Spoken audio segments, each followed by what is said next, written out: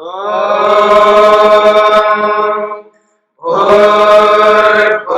स्वः तत्सवितुर्वरेण्यं भर्गो देवस्य धीमहि धियो यो नः प्रचोदयात्।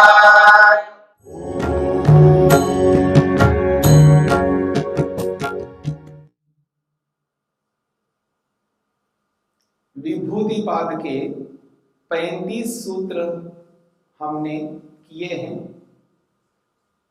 इन सूत्रों में विभूति यानी सिद्धि उपलब्धि को लेकर के बात कही गई है। अलग अलग उपलब्धियों को लेकर के हमने विचार किया है। बहुत बड़ी 2 उपलब्धियों की चर्चा भी हमने जानने का प्रयत्न किया है। हर योगाभ्यासी को उन उपलब्धियों को अपनाना ही होता है। उन उपलब्धियों के बिना व्यक्ति योग में आगे गति नहीं कर सकता है। वो 2 उपलब्धियां हैं, मन और आत्मा। क्योंकि इन दोनों के बिना योग में गति नहीं हो सकती है। योग में गति मन के माध्यम से होती है। योग में गति स्वयं को जानने से होती है। तो इन दोनों उपलब्धियों को पिछले 35वें और 34वें सूत्र में स्पष्ट किया गया है। 34वें सूत्र में मन की उपलब्धि कही है और 35वें सूत्र में आत्मा की उपलब्धि कही है। अब हम आगे बढ़ते हैं 36वें सूत्र की ओर। 36वां सूत्र कहता है ततः प्रातिभ श्रावण वेदन आदर्श आस्वाद वार्ता जायन्ते। बहुत बड़ी बात कही जा रही है।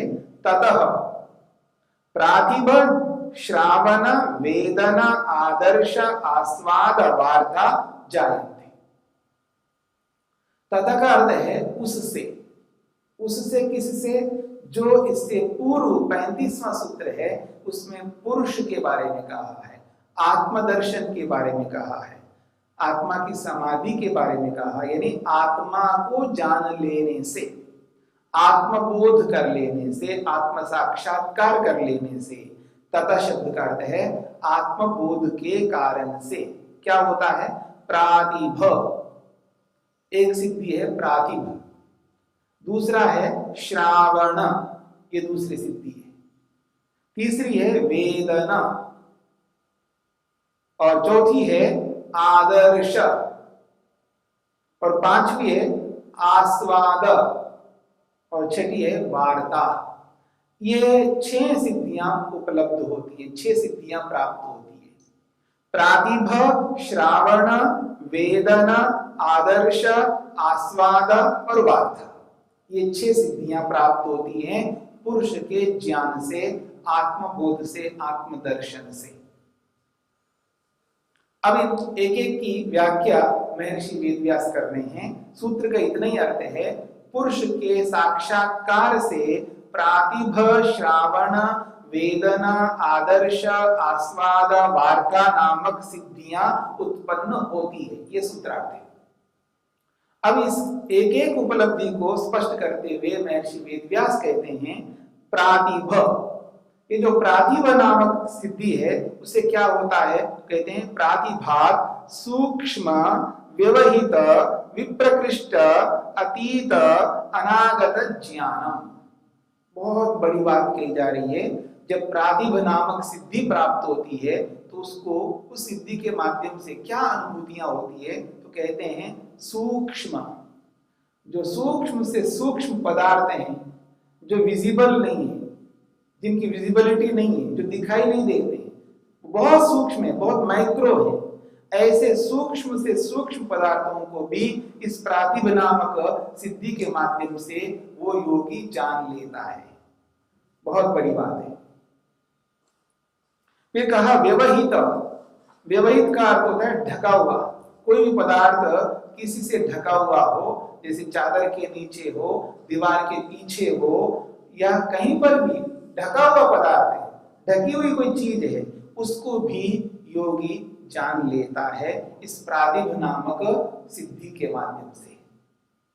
तो सूक्ष्म तत्वों को और ढके हुए जो दृष्टिगोचर नहीं है, सामने नहीं है, किसी न किसी के पीछे हैं, चाहे वो प्लास्टिक है, चाहे वो लोहा है, चाहे वो सोना है, चाहे वो चांदी है, चाहे वो तांबा है, वो किसी भी प्रकार का मेटल धातु हो, उसके पीछे वो वस्तु रखी हो, तो योगी उनको व्यवहित पदार्थों को भी, ढके हुए पदार्थों को भी जान लेता है। जैसे आजकल मशीनें लगी रहती है, जैसे आप ट्रेन में जाते हैं तो सबसे पहले आपको उस मशीन से गुजरना पड़ता है, वहां मशीन के नीचे से जाते ही तो पता लगता है इस व्यक्ति के साथ में कोई ऐसी चीज वस्तु तो नहीं है। और जो हमारा लगेज होता है उसको भी एक यंत्र में निकाल देते हैं, उसमें से चलता है और वो यंत्र से गुजर के बाहर आता है, तो पता लगता है उस हमारे लगेज में कोई ऐसा असामाजिक तत्व, ऐसी वस्तु, ऐसे ज्वलनशील पदार्थ, कोई विस्फोटक पदार्थ तो नहीं है।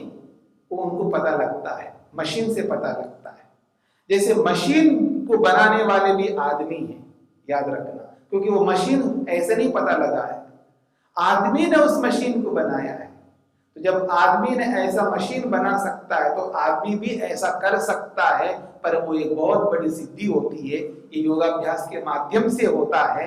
उसी बात को यहाँ पर स्पष्ट करना चाह रहे हैं कि व्यवहिता, जो व्यवहित है, किसी धातु या किसी वस्त्र या किसी दीवार, किसी के पीछे छुपा हुआ हो, ढका हुआ हो, ऐसे भी पदार्थ को योगी यहाँ पर देखता है। ये प्रातिभ नामक सिद्धि के माध्यम से होता है। फिर तीसरी बात कही है विप्रकृष्ट।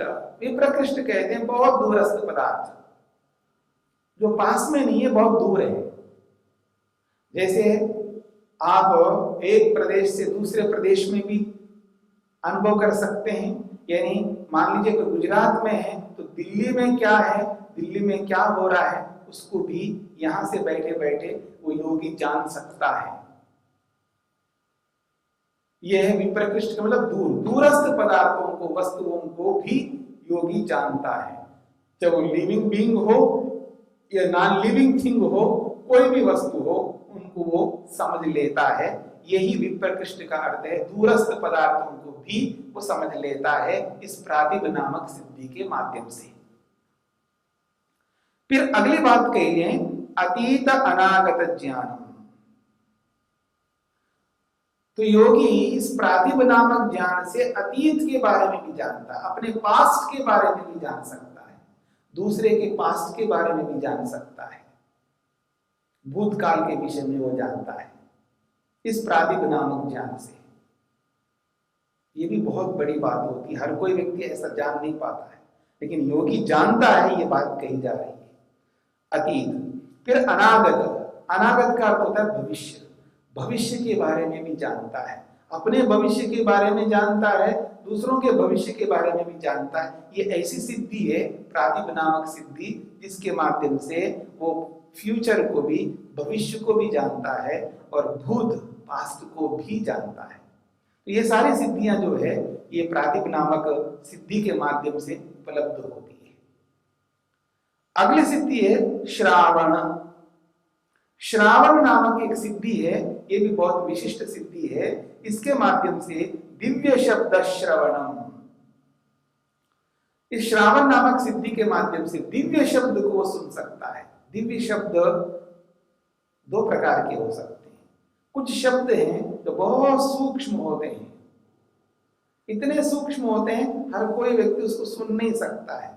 जैसे जैसे किसी किसी के कान इतने तेज होते हैं, बहुत सूक्ष्म कीड़ा भी कुछ आवाज कर रही है तो उस आवाज को भी वो पकड़ लेता है। कुछ आवाज आ रही है, हम कहते हैं हमें तो नहीं सुनाई दे रहा है, आप कहां से आ रही है आवाज? नहीं जी, मैं आवाज सुन रहा हूं, बहुत आवाज आ रही है, ऐसी आवाज आ रही है।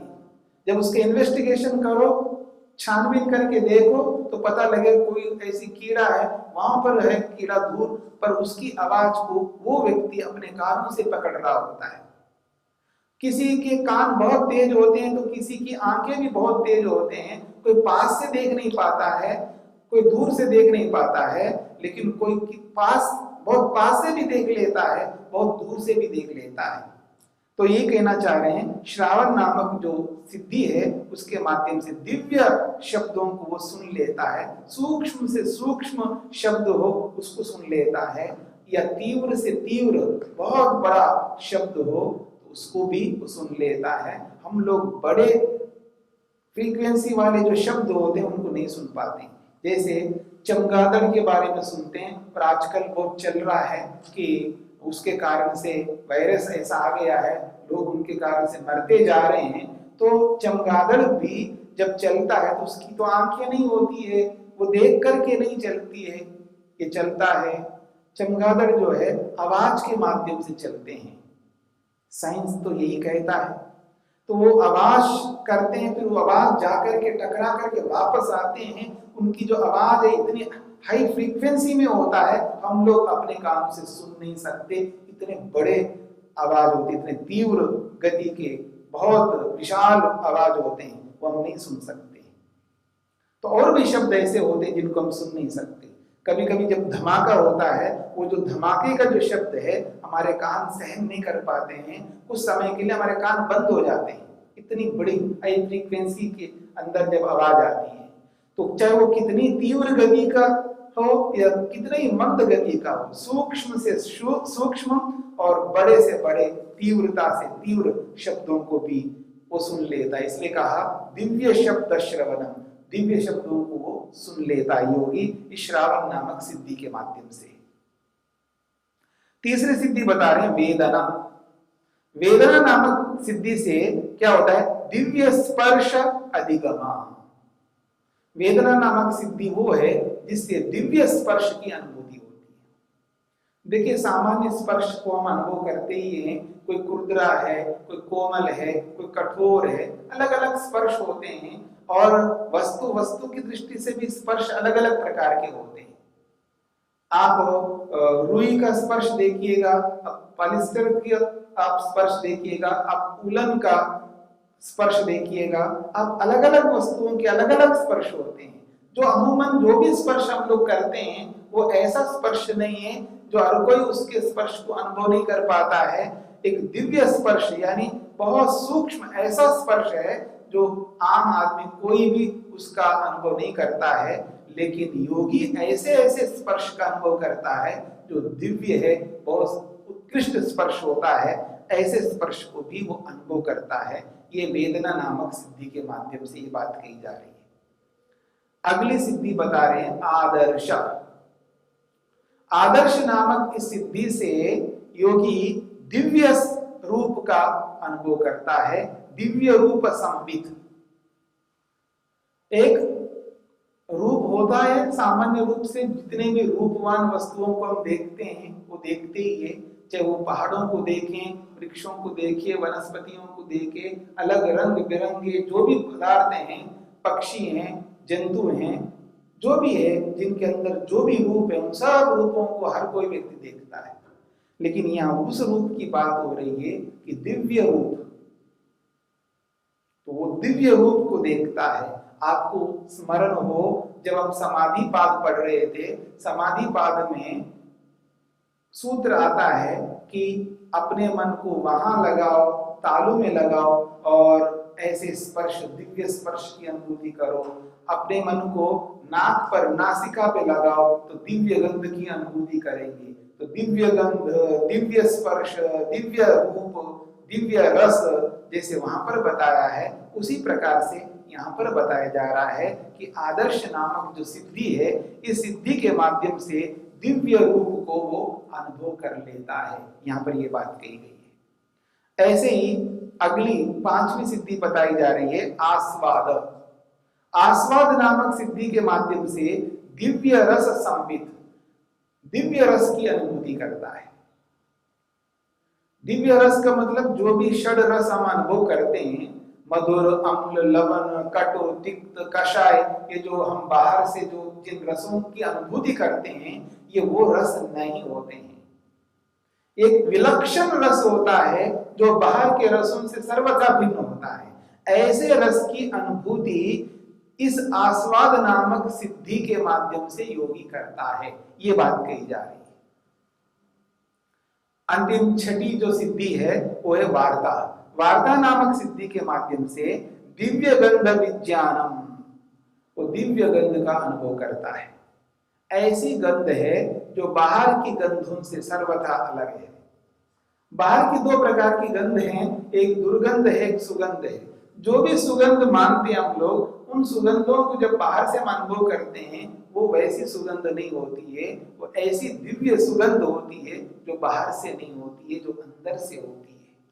ये जो सिद्धियां बताई गई है कि दिव्य गंध की अनुभूति वो अंदर से होती है, दिव्य रस की जो अनुभूति होती है वो अंदर से होती है, और दिव्य जो रूप की अनुभूति होती है वो भी अंदर से होती है, और दिव्य स्पर्श की जो अनुभूति है वो भी अपने ही अंदर से होती है। तो ये सारे के सारे जो ज्ञान है, विशिष्ट ज्ञान है, विशिष्ट उपलब्धियां, यही विशिष्ट सिद्धियां हैं, ये अंदर से होते हैं, क्योंकि इन सब के लिए संयम करने की आवश्यकता है। क्योंकि कोई यहाँ पर ऐसी सिद्धि नहीं बताई जा रही जो बिना संयम के हो रही हो। और संयम का अर्थ है धारणा लगाना है, मन को एक जगह पर रोकना है, और मन को रोकना है तो शरीर में ही रोकना है, शरीर से बाहर नहीं रोकेंगे, शरीर के अंदर ही मन को एक जगह पर रोकना है, धारणा बनानी है, और जहां धारणा बनाइए वहीं ध्यान करना है, और उसका ध्यान करना है जिसकी समाधि लगानी है। और यहाँ पर जो समाधि लग रही है वो श्रावण नामक, प्रादिभ नामक, तो ये जो समाधियां हैं, तो जैसे श्रावण नामक समाधि में दिव्य शब्द की जो अनुभूति होती है वो अंदर से होती है। तो अंदर ही अंदर हम अपने मन को एक जगह पर टिकाते हैं, धारणा बनाते हैं, और अंदर ही हम शब्द का ध्यान करते हैं, तब जाकर के दिव्य शब्द की अनुभूति होगी। ऐसे अलग अलग अनुभूतियां हैं यहाँ पर, इन सारी अनुभूतियों को हम अंदर ही करेंगे, और इन सब अनुभूतियों के पीछे वही कारण बनेगा जो कि यहाँ पर धारणा बनानी है, ध्यान करना है और समाधि लगानी है। तो यहाँ पर जो बात कही जा रही है ये संयम के माध्यम से कही जा रही है, और संयम जो है ये पारिभाषिक है। जो बाहर का जो संयम है वो अलग प्रकार का संयम है, योग में जो संयम बताया गया है ये अलग प्रकार का संयम है। पहले भी अनेक बार आपके सामने संकेत किया गया था, जैसे कोई कहता है खाने में इसका संयम है, देखने में इसका संयम है, बोलने में इसका संयम है, देने में इसका बहुत संयम है। तो ये जो बाहर के संयम है वो लौकिक संयम अलग है। यहाँ जिस संयम की बात हो रही है ये संयम बिल्कुल सर्वथा अलग है। यहाँ योग में जब भी संयम शब्द सुनते हैं तो हमारे मन में वो तीन चीजें आनी चाहिए, धारणा, ध्यान और समाधि। जब ये तीनों मन में आ जाते हैं तब स्पष्ट हो जाएगा कि संयम का अर्थ है धारणा, ध्यान, समाधि। तो यहाँ पर ये जो सिद्धियां बताई जा रही है ये इन तीनों के माध्यम से ही प्राप्त होगी। यानी धारणा बनाएंगे, और धारणा बना करके जब ध्यान करेंगे तो जिस की अनुभूति हमको करना है उसी वस्तु से संबंधित ध्यान करेंगे। जैसे यहाँ पर श्रावण सिद्धि है, इसमें शब्द की बात की है, तो दिव्य शब्द की जो अनुभूति होगी तो शब्द का ध्यान करेंगे।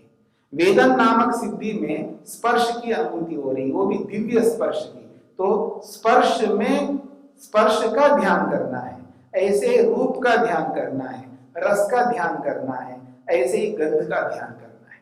तो इनका ध्यान करके ही फिर इनकी समाधियां लगती है, तब जाकर के ये सारी की सारी सिद्धियां प्राप्त होती है। यही इस सूत्र में कहा गया है कि ये 6 सिद्धियां हैं जो हमें प्राप्त होते हैं। एक प्रादिभ, और एक श्रावण, तीसरा वेदन, चौथा आदर्श, पांचवा आस्वाद और छठा वार्ता।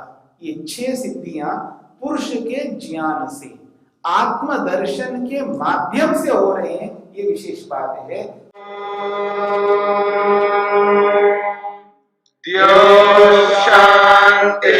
शांतिरंतरिक्षं शांति पृथिवी शांतिरापः शांतिरोषधयः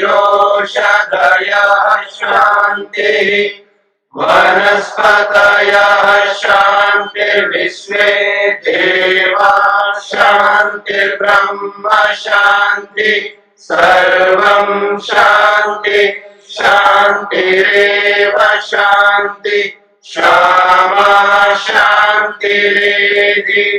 ओम शांति शांति शांति।